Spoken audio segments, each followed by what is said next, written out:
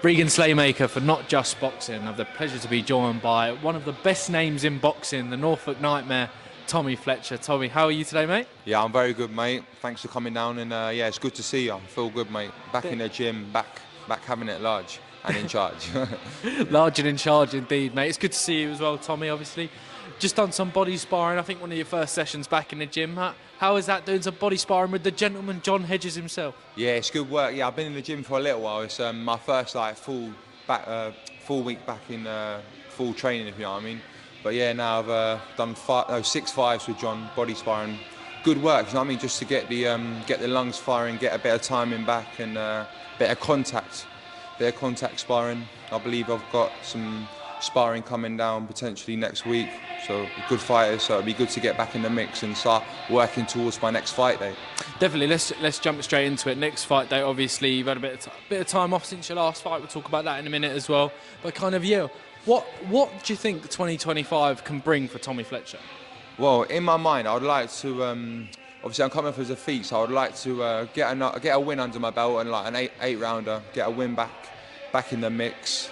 Still want to fight a good opponent. Like I don't want to fight journeyman. I want to keep progressing, and then I'd like to fight for a title of some sort this year, because I believe from the people that I've sparred world champions, I've sparred British champions, I've sparred many champions and held my own. So I know in myself I can do it, and I can make it in this boxing game. But I've got to turn up on the night and actually do like a demolition job and actually do my opponent, like get him finishing. You know what I mean? Like, I don't even know what words to use there, but I need to get back in the mix properly. No, definitely. Like kind of what you're saying there, mate. Like obviously we won't touch on the loss too much, but obviously we will talk about it.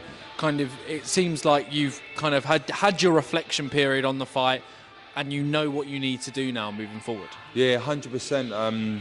I've got a lot of things to work on. Like I'm only 22 years old. I'm not the finished article yet, so I know I've got a lot to work on. But I've got good height, good range, good power. I know I can punch hard, so I need to use them attributes to my best advantage. And I believe I can give anyone a hard night's work in boxing. So I need to keep developing my boxing IQ and just all round really keep chipping away. And I know I can do it. Definitely. I was speaking to a few other fighters and a few other kind of young fighters who have taken a loss recently. Obviously, the matchmaking is becoming harder and harder. Eddie Hearn, I know he's not your promoter, but he's been saying some fighters, we're going to match them tough now, and that's just the way it's going to be. Kind of, obviously, like a lot of these fighters, they go, I'm kind of glad that this loss has happened because it's kind of put me on this Mark II of my career. Is that definitely the way that you're looking at it going forward, mate?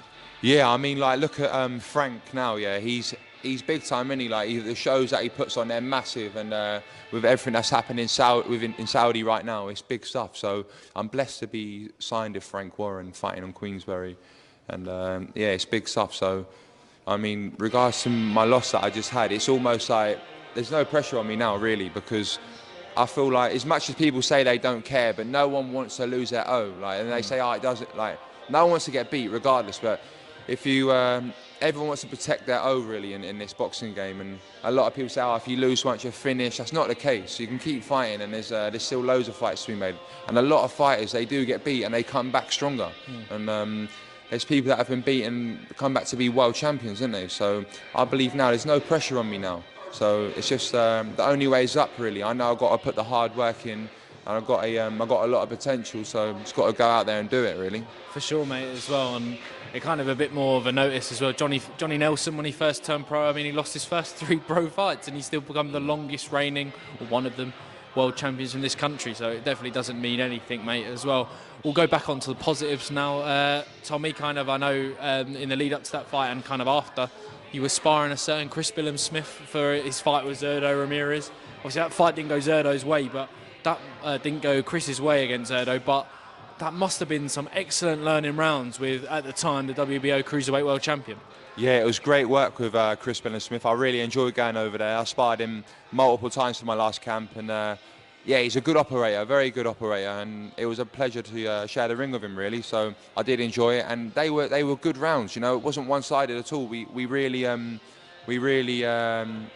competitive spars. Obviously, I know it's sparring, but in terms of these fights and that, he's much ahead of me right now. But Yeah, it was great work. I really enjoyed sparring him, and I'm sure we'll continue sparring each other going forward. And he's a nice guy. I really rate him as a person as well.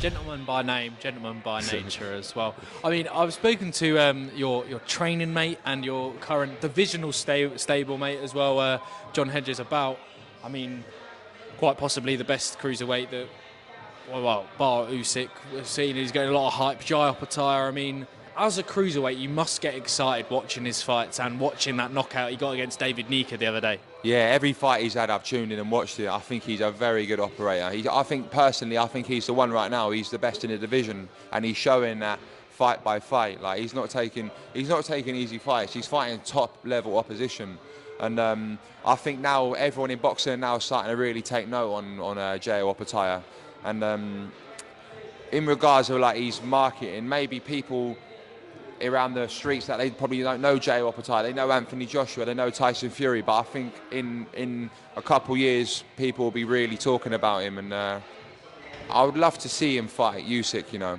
I really would love to see him fight Usyk. I don't know what weight it would be, whether that's at heavyweight or if Usyk comes back down to cruiserweight, or if that will even happen, but it would be a good fight.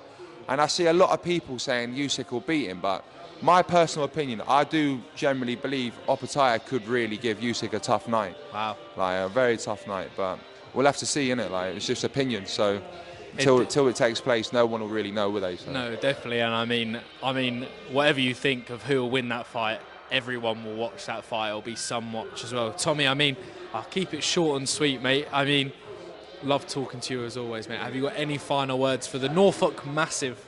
Waiting to watch your return, mate. I'd just like to thank all my sponsors, you know, Top G Wings, Dane DeBassi, all my sponsors, LJ Taxis, yeah, all my sponsors, all my people, everyone that tunes in to watch me. I wouldn't be able to do it without you all, so let's keep the journey going, let's keep leveling up, let's have it, 2025, let's go. The Norfolk Nightmare, always a pleasure. Thank you very much, mate. Cheers. Appreciate it, thank you.